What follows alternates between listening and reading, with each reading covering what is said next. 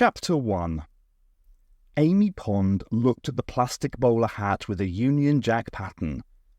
"You're not really going to wear that, are you?" she asked the doctor. The doctor smiled and raised the hat politely. "Yes, it's cool. So is my t-shirt." He was wearing a white t-shirt with the slogan, "My companion went to London and all I got was this lousy t-shirt." Amy rolled her eyes.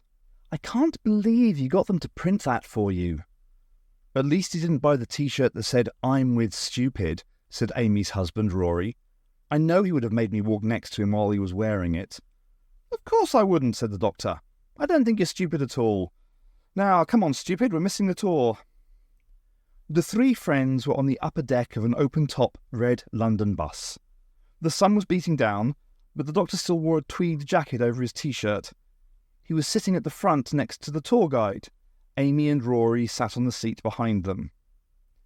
The tour guide, whose name was Janet, was trying to talk about London landmarks.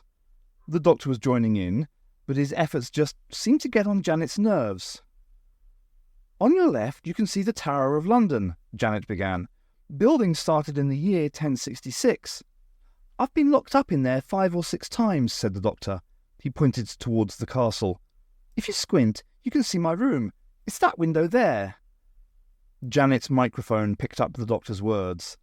The other tourists laughed, but Janet ignored him. "There's also a top-secret base below the tower," said the doctor. Amy tapped him on the shoulder before he could say any more. "If it's top secret, perhaps you shouldn't mention it," she said. The doctor nodded. "Good point." He mimed pulling a zip across his mouth. He kept quiet until they'd crossed the river and were passing the Globe Theatre. "That's where I fought some witch monsters," he said. "In the old theatre, I mean, not this new one. The old one was just a little bit to the left, of course.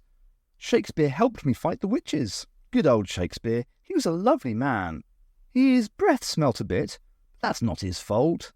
There was no toothpaste back then." Everyone on the bus, apart from Janet, began to giggle. Amy put on large sunglasses and held her hand over her mouth. It didn't hide the fact that she was laughing.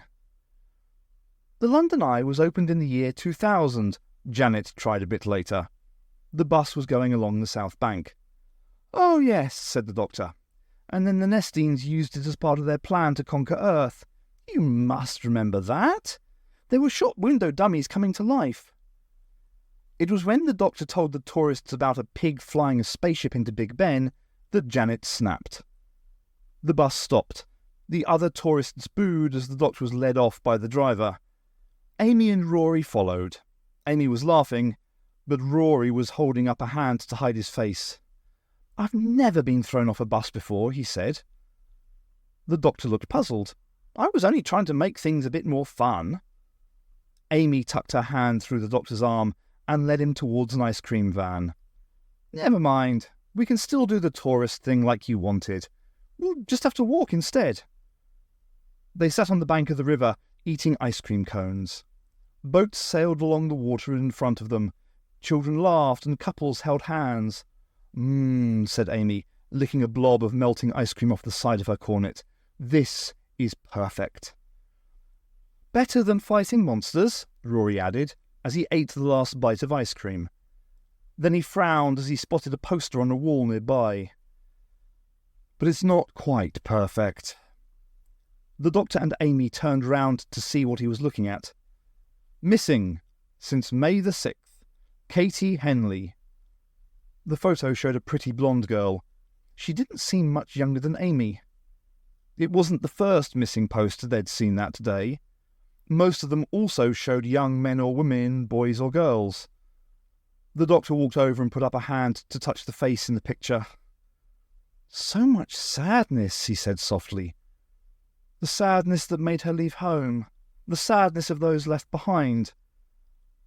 Amy joined him. She reached out her hand to touch his. "We can't solve every problem," she said gently. "We should be able to." The doctor sounded fierce.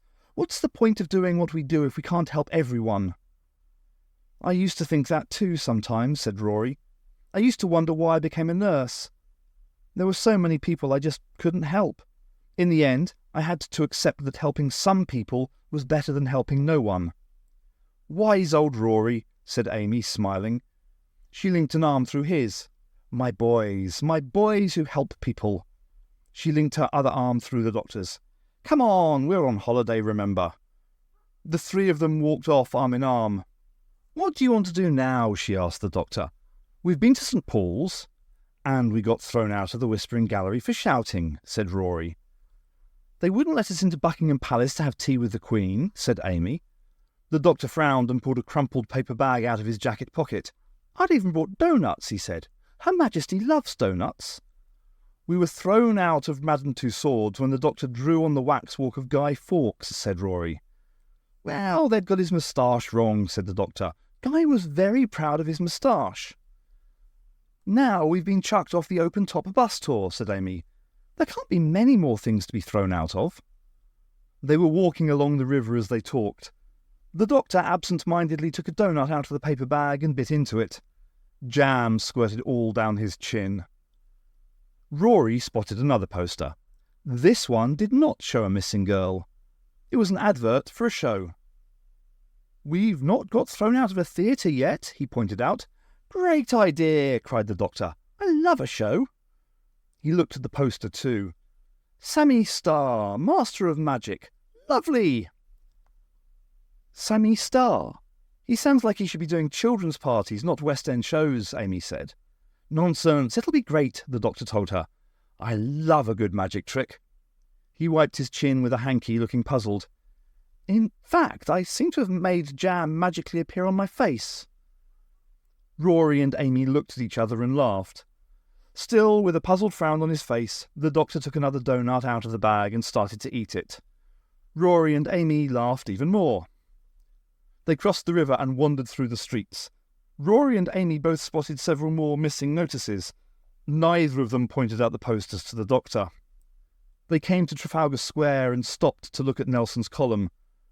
The doctor patted the head of one of the huge bronze lions guarding the base. He pointed out the statues that stood on plinths at 3 corners of the square. The 4th corner also had a plinth, but it was empty. They didn't have enough money for the last statue, he told Amy and Rory. I heard they were showing works of art on it instead, said Amy. Something new every year or two.